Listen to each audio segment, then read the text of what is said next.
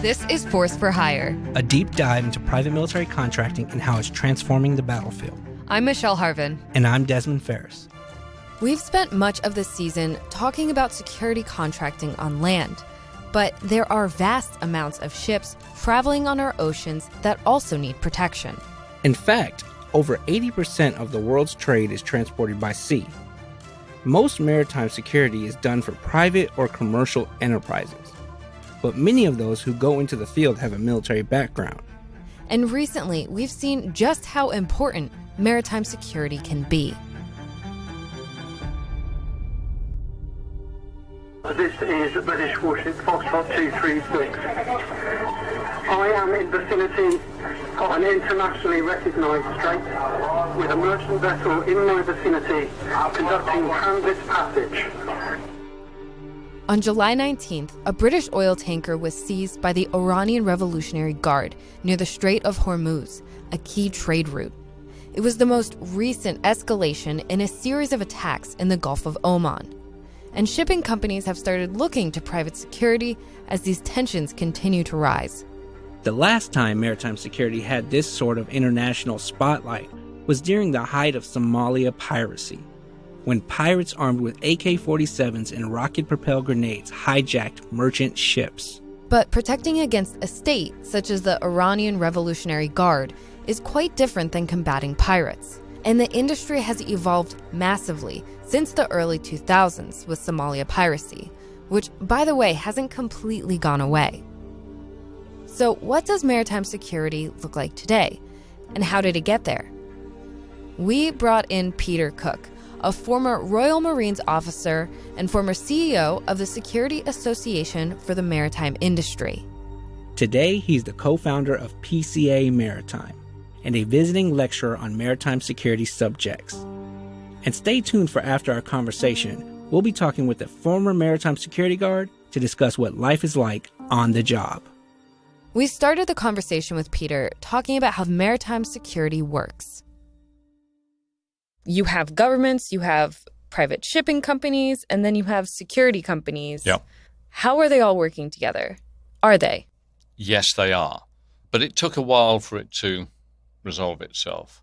And the reason being that the maritime industry is unique in so much as it isn't really controlled by governments. A man called Martin Stopford, who is one of the lead maritime economists, he refers to it as the perfect market. And the reason being that you have very little government involvement. And the three major groups that you have involved in this, if you can imagine an equilateral triangle, you've got the ship owner group, you've got the flag state, and you've got the marine insurance. So there is no real government involvement, which is why Martin Stopford refers to it as a perfect market. So there we are. That's the shipping industry going along. They are then impacted by or affected by piracy off the coast of Somalia. And so they're looking for a solution. And at the time, the politicians who tell the navies what to do were reticent to get involved because they didn't see this as their problem. Many of the ships were using flags that didn't belong to those particular nations. And whilst they received the cargo, which of course they needed to keep themselves going, they didn't look upon it as their national responsibility. So they didn't get involved. So the ship owners were left with this situation. How do we do this? So you had Somalia piracy happen. Yep. Was this sort of the moment where the industry really took off? After the attacks on 9/11, the International Maritime Organization, which is an agency of the United Nations, drew up a code called the International Ship and Port Facility Security Code. Now, this was designed to counter the possibility of a terrorist getting onto a ship and using it in the same way, not exactly, as terrorists use aircraft. So let's say somebody got onto a ship and they drove it straight into the center of New York, or tried to. Therefore, it was focused on counterterrorism. That was the foundation.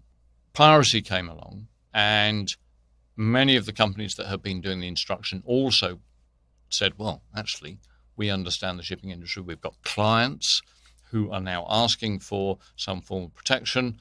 So what we will do the teaching, but we'll also provide security guards for protecting those ships going through the waters off the coast of Somalia. And how did that go? Well, it started off that it was mainly unarmed. And the reason for that, it is very difficult to move weapons, ammunition around the world. And that worked okay to a certain extent. However, it's a bit like throwing stones at people who've got guns. And whilst unarmed advisors were able to assist and support the master of the ship to be able to conduct evasive actions and prepare the ship in ways that would make it very difficult for the pirate to get on board, they didn't have the ability, if an armed man comes on board, to be able to defeat them.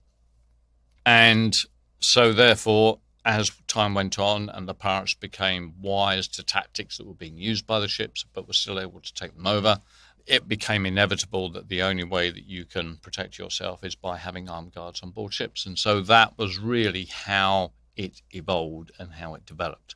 And indeed today, it continues to work effectively, because the last time a commercial ship was attacked successfully by pirates off the coast of Somalia was on the 12th of May 2012.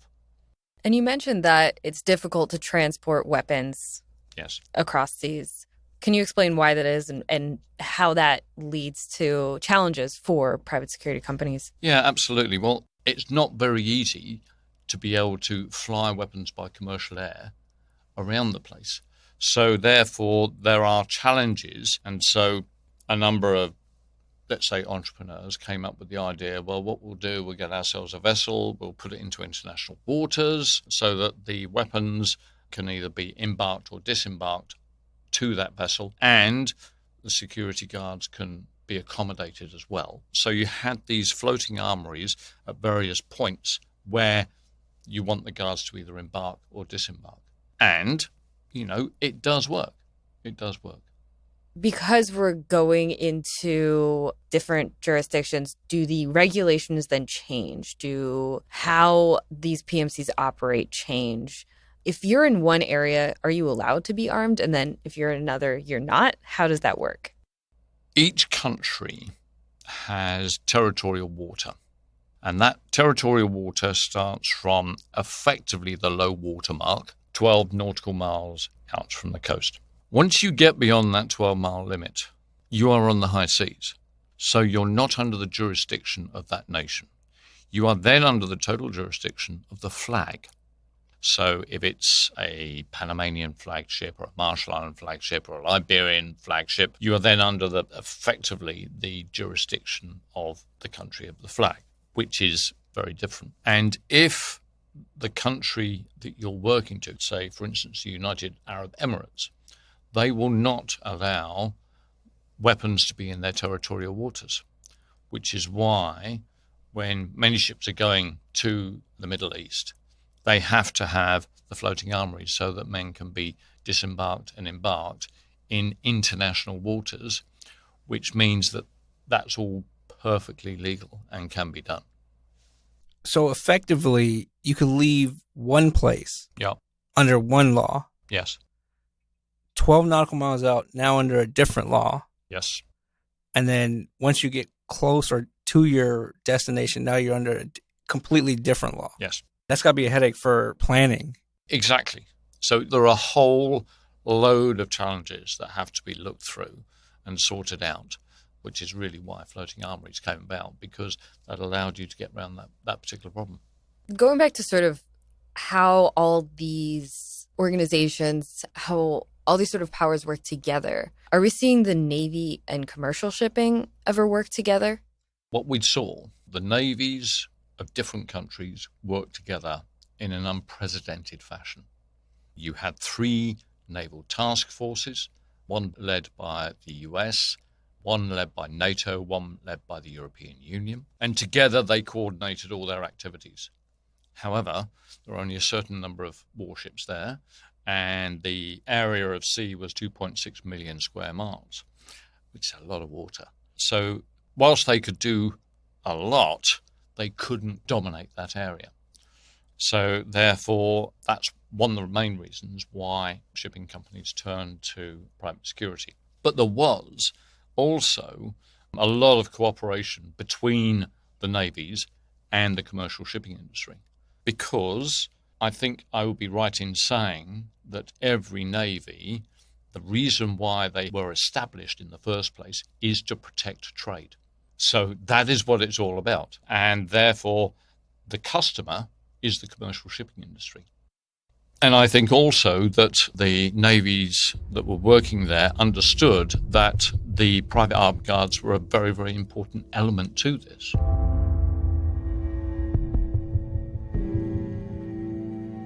When we come back, Peter talks about decreasing defense budgets and the impact on maritime security. Stay informed on all the news that matters most to the military community with a subscription to Stars and Stripes Digital Access.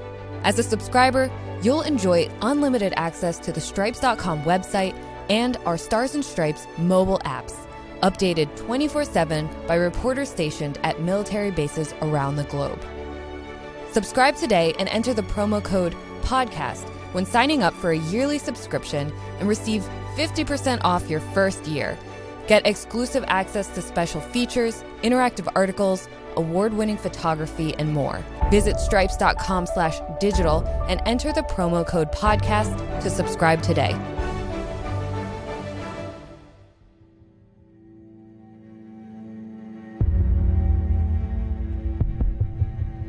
You had mentioned somewhere I read that over the next 20 years, maritime traffic will increase by 50%, but navies will shrink by 30%. And so because of this, are we looking more to private security on the seas?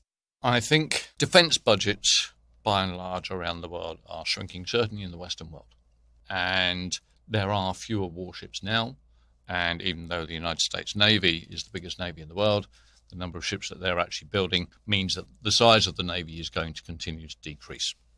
According to figures from the United Nations Conference of Trade and Development, and they do an annual report on maritime transport, in 2017, the net increase of tonnage at sea was 42 million gross tons.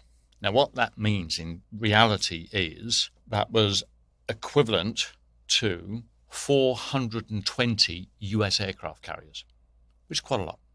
And that is the increase in the tonnage of commercial shipping that happens every year. So you get those extra ships added every year. It's a lot of traffic. That's a lot of ships. According to, again, this same review, there are more than 97,000 ships at sea right now, carrying 80% of all world trade in weight and size, and 70% in value. I mean, that is the engine of the global economy.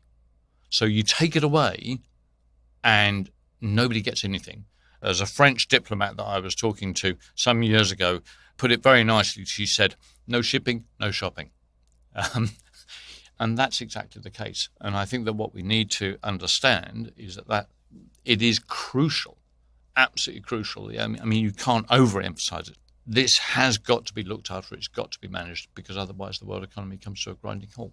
I was researching when we were looking at this topic was that a lot of these companies will provide security for like luxury yachts, undersea cable laying, Yep. oil rigs. Though these are non-military specific tasks to protect, depending on where you are in the world. Yep. Do you think these roles are better filled by the military or these companies? I think that we have to decide, or the politicians have to decide, what they want to use their military for. And is it right for them to be protecting ships or cable layers or offshore oil and gas platforms? And each government will decide what they want to do and how they want to do it. So if offshore oil and gas is critical to their economy, they may say, right, that will be the responsibility of sovereign forces, and other things won't be. You talk about cable laying. A lot of the time, those cable layers are going to be on the high seas. So they are then the jurisdiction of the flag of the ship, not of any one nation. But cable laying is absolutely crucial to what we do. But it would depend upon what needed to be done and how you need to do it. as to whether or not you use private companies.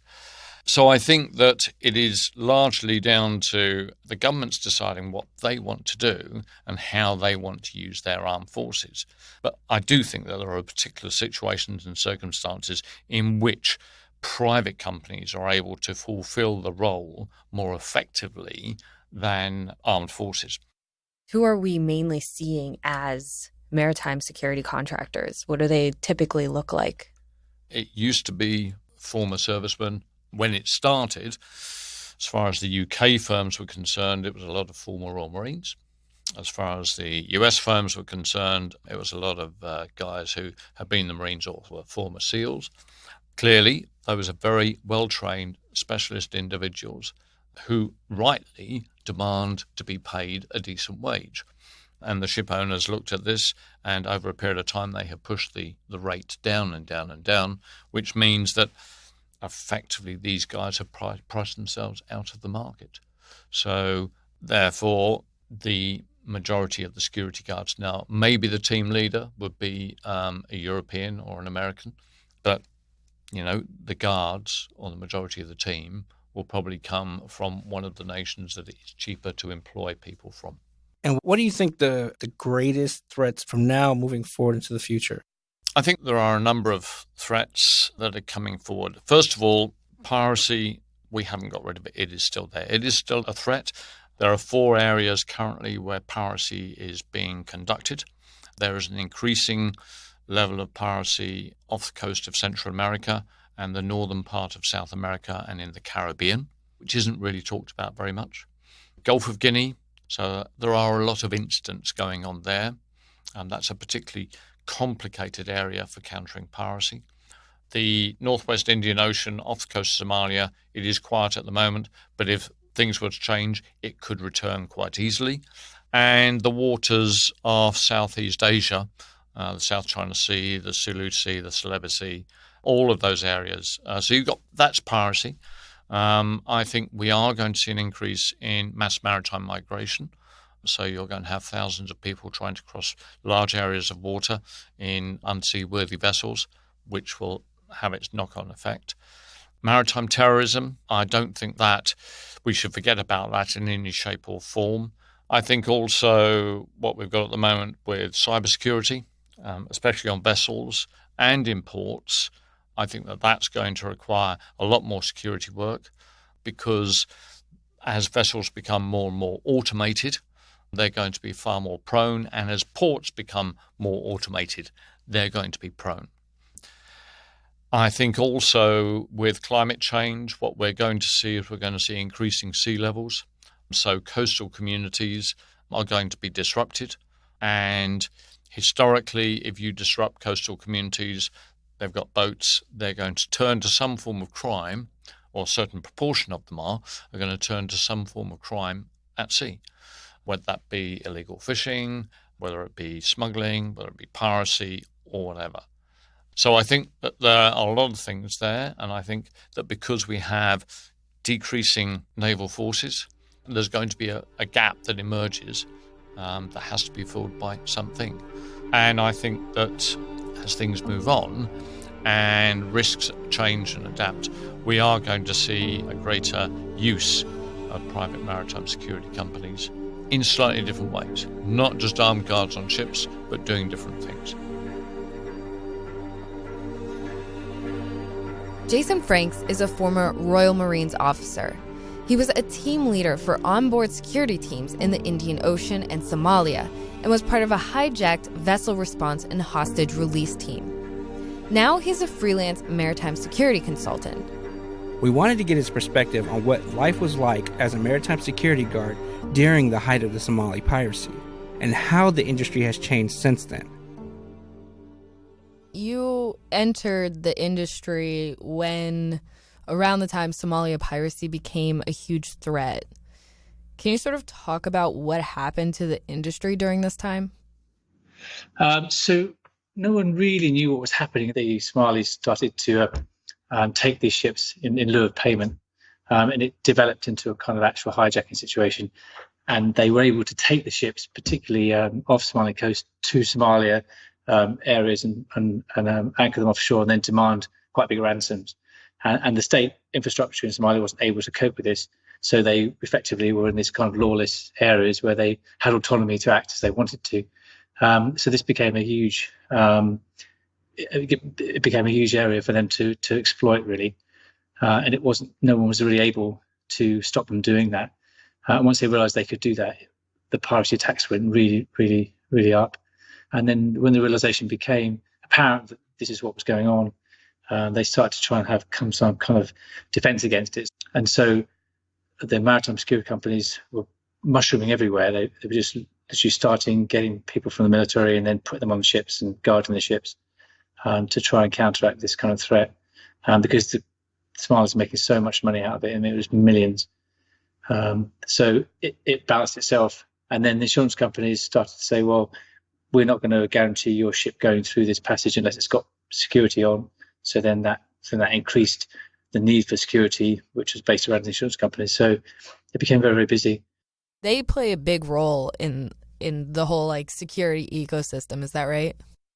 Yeah, that was a big change, actually. When I think it first became apparent when the insurance companies realized that ships were getting hijacked, and then they looked at security companies and they looked at the premiums they were paying, and then they realized that how to offset this. So then they made it obligatory, or they made it the way that they put the premium up, it made it worth it to have the security on, because it was quite expensive to have an armed security team on or a security team on. I think for the smaller shipping companies, they found it very difficult to do that, and they were prepared to run the risk and run the numbers. But once insurance companies realised this, they put their premiums up so much that it became less to have a security team on board than it did to pay the premium of not have one. So when that happened, I think the security companies were very happy, because their job was reinforced. So yeah, that was a massive change, actually. When we're talking about maritime security, I'm curious, physically, what does that look like? So different situations wanted different kind of solutions, really. We might just put protections called hardening on that ship itself. So you spend the first day or so, or a couple of days, hardening the ship. So you put on electric fences or razor wire, 2 to 3 coils up all around the decks, so they're not able to climb up into it. And then identify anywhere it's easy to climb up, and you put some defences around that.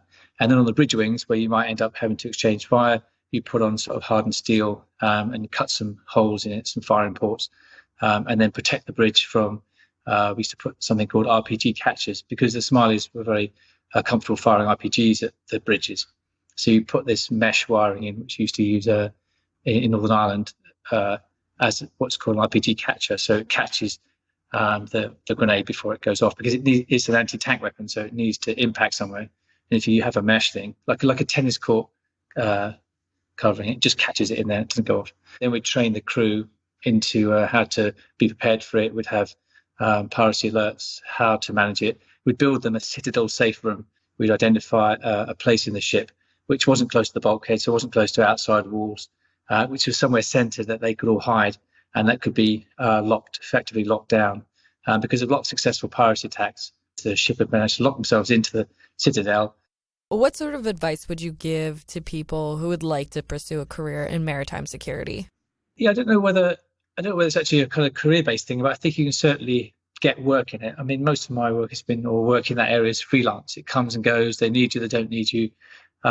It becomes very hard to plan things, because they might say, okay, come and work on this ship for this amount of time, and then they'll change it, or they'll change the ship, or the ship will be late, or you stand a bit longer. So there's a lot of ambiguity and a lot of sometimes confusion in how it works, and whether you're actually being able to use that as a if you're someone's thinking of coming from the military to that job, there's a lot of uncertainty with it, really.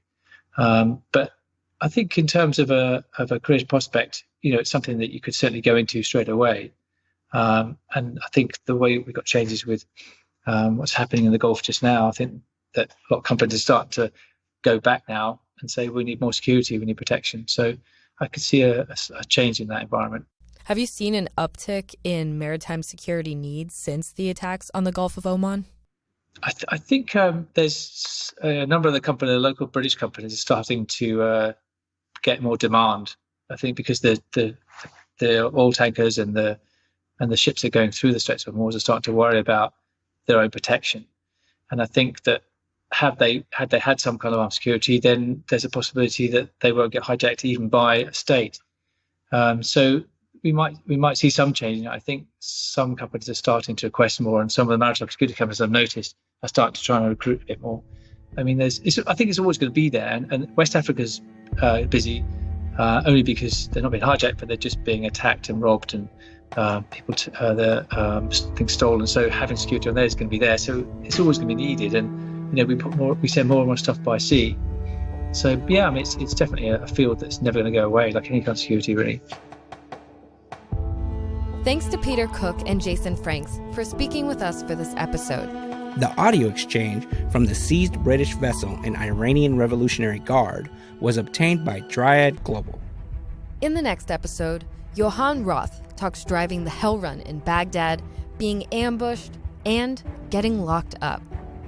I got out, and in jail those 2 days there, I got very sick. I was poisoned. The food that they gave me was poisoned, and I also picked up viral infection in my brain. It was unsanitary conditions like you can't believe it. It was a hellhole. Don't forget to subscribe, and while you're there, leave us a review. You can also let us know your thoughts at podcast@stripes.com. Also, follow us on Twitter for updates at Stars and Stripes. Force for Hire's supervising editors are Bob Reed and Terry Leonard. Digital team lead and editor is Michael Darnell. Thanks for listening. This is Force for Hire.